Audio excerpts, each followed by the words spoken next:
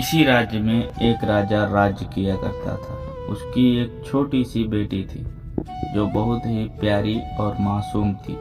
वह हर रात अपने कमरे की खिड़की खोलकर आसमान में निकले चांद को ताकती रहती। एक दिन उसने राजा यानी अपने पिताजी से कहा, पिताजी मुझे चांद चाहिए, मुझे चांद ला कर दो, मुझे उसके साथ खेलना है। राजकुमारी की यह बात सुनकर राजा हैरान हो गए और उसे समझाने की कोशिश करी। बेटा, यह मुमकिन नहीं है। लेकिन राजकुमारी ने तो चांद पाने की जिद पकड़ ली थी और राजा से बोली, नहीं नहीं, मैं कुछ नहीं जानती, मुझे तो चांद चाहिए, मुझे कैसे भी चांद ला कर दीजिए। इतना बोल के राजकुमारी अपने कमरे में चली जाती।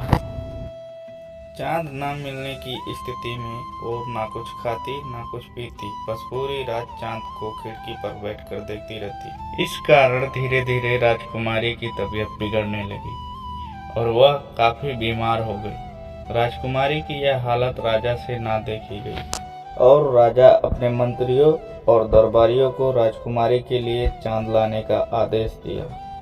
राजा का यह आदेश सुनकर सभी मंत्री और दरबारी हैरत में पड़ गए और उन्होंने राजा से कहा, महाराज, चांद को लाना मुमकिन नहीं, यह हम भी जानते हैं और आप भी। ऐसे में हम चांद को राजकुमारी के लिए कैसे ला सकते हैं? मंत्रियों और दरबारियों की यह बात सुनकर राजा अपने राज्य में ऐलान करवा देते हैं कि राजकुमारी के लिए जो भी चांद लाकर देगा उसे खूब सारा धन दिया जाएगा। जब राजा के इस ऐलान के बारे में एक व्यापारी को पता चला तो उससे राजा का दुख देखा न गया और वो फौरन राजा से मिलने पहुंच गया और व्यापारी ने राजा से कहा, महाराज, मैं राजकुमारी को चांद ला कर दे सकता हूँ, लेकिन उससे पहले मुझे जानना होगा कि राजकुमारी को कितना बड़ा चांद चाहिए, और ये बात मुझे राजकुमारी से मिलके ही मालूम चलेगा।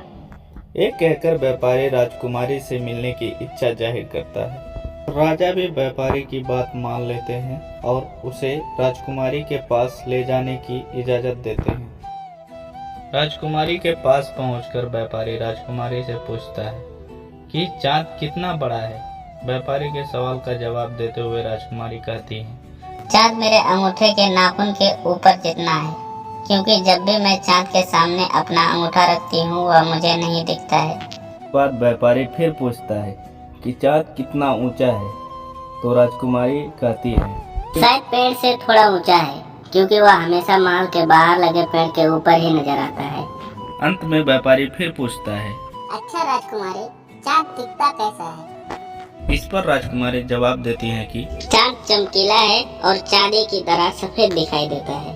राजकुमारी की यह सभी बातें सुनकर व्यापारी हंसते हुए खड़ा हो जाता है और राजकुमारी से कहता है कि कल ही मैं पेड़ पर चढ़कर उस चांद को तोड़ लाऊंगा। इतना कहकर व्यापारी राजा के पास जाता है और अपनी योजना उन्हें बताता है।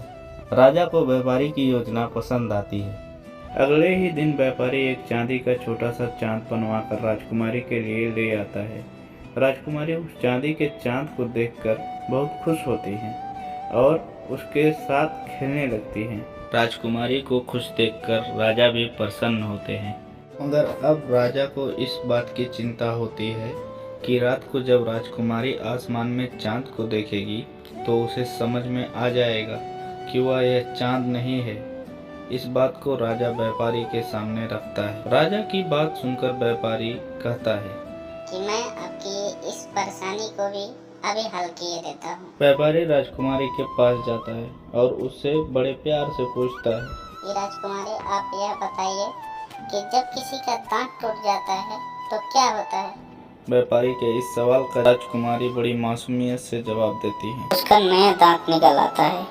तब हंसकर व्यापारी पूछता है, अच्छा यह बताइए कि क्या आपको पता है कि जब कोई चांद तोड़ लाता है तो क्या होता है? इस पर राजकुमारी कहती है, हाँ, वहाँ दूसरा चांद उगाता है। राजकुमारी का यह जवाब सुनकर व्यापारी कहता है, अरे वाह, राजकुमारी को तो सब कुछ पता है। और कहता है कि आइए फिर आज हम नए उगे चांद को देखते हैं। न कहकर व्यापारी कमरे की खिड़कियां खोल देता है। आसमान में चांद को देखकर राजकुमारी कहती है कि मेरे पास जो चांद है वह नए चांद से ज़्यादा खूबसूरत है, और अपने चांद के साथ खेलने में जुट जाती है। यह सब देखकर राजा बहुत ही खुश होता है और व्यापारी को खूब सारा धन देता है। तो दोस्तों, ये कहानी तो यहीं पर ख़त्म होती है और नन्ही राजकुमारी और चंद्रमा की कहानी से हमें यह सीख मिलती है कि कभी कभी बड़ी मुश्किल को हल करने के लिए छोटा सा उपाय भी काफ़ी होता है। तो दोस्तों, अगर आपको मेरी कहानी अच्छा लगा हो तो मेरे चैनल को सब्सक्राइब जरूर कीजिएगा और बेल आइकन दबा के ऑल सिलेक्ट जरूर करिएगा ताकि ऐसी ही वीडियो आपके पास आते रहें। और मेरे वीडियो में किसी प्रकार की कमी कमजोरी हो तो कमेंट में ज़रूर लिखिएगा। Thank you for watching my video.